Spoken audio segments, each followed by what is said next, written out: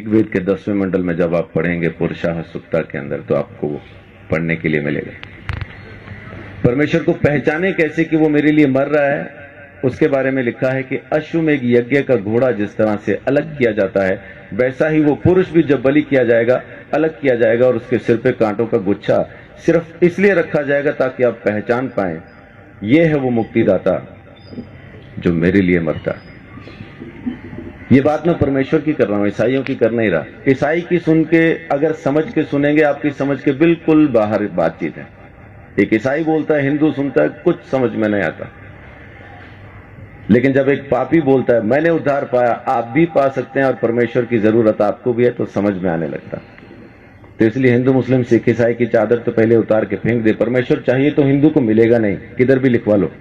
सिख को मिलेगा नहीं, मुसलमान को मिलेगा नहीं, ईसाई को मिलेगा नहीं, मिलेगा इंसान को। उस इंसान को जो पापी है, स्वीकार करता है कि मैं हूं पापी और मुझे एक मुक्तिदाता की जरूरत है, उसी को तो मिलेगा।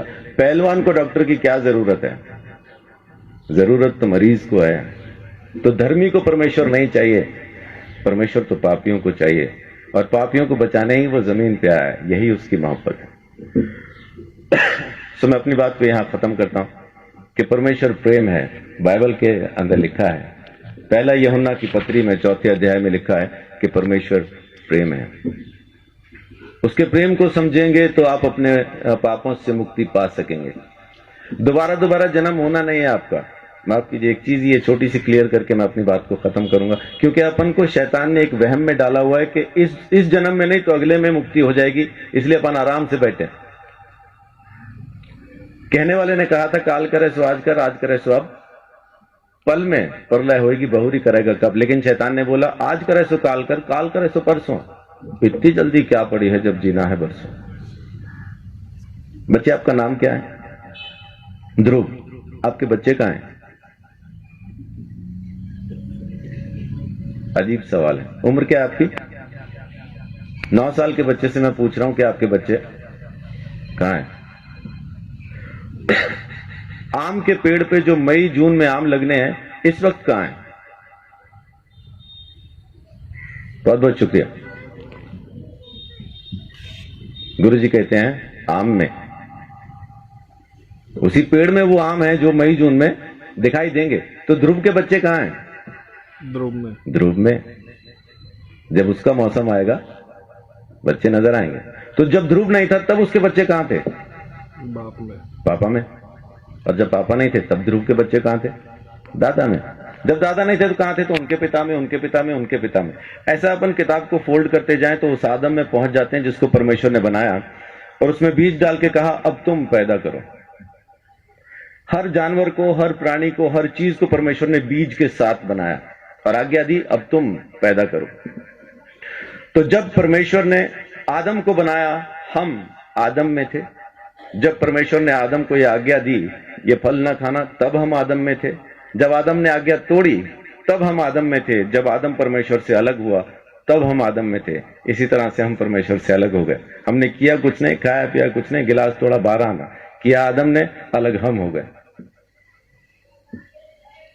वेदों में लिखा है कि बच्चा पैदा होते ही पाप के हाथ में सौंप दिया जाता, पैदा होते ही पापी हो जाता, कारण उसका बीज पापी है। एड्स जिस माँ बाप को है, बच्चा पैदा करेंगे एड्स की बीमारी के साथ पैदा होना।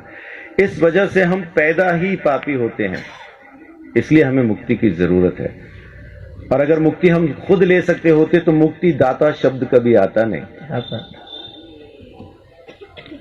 देने वाला हमको जरूर चाहिए, वो एक ही है।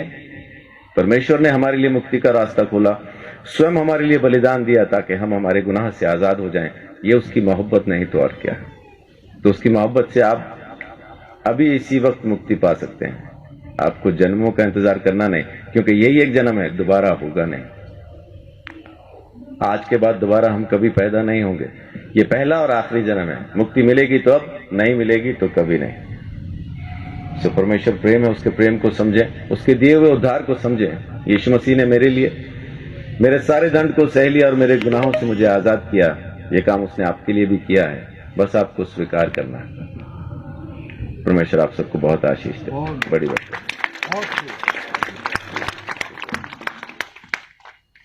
बहुत बहुत धन्यवाद पास्टर संदीप चौधरी जी का। मेरे सवाल का इन्होंने बड़े सरल रूप में उत्तर दे दिया, और अगर यही चीज हम सभी के समझ में आ जाए तो हमारा भटकाव खत्म हो जाए। मैं इनका बहुत बहुत धन्यवाद करता हूं।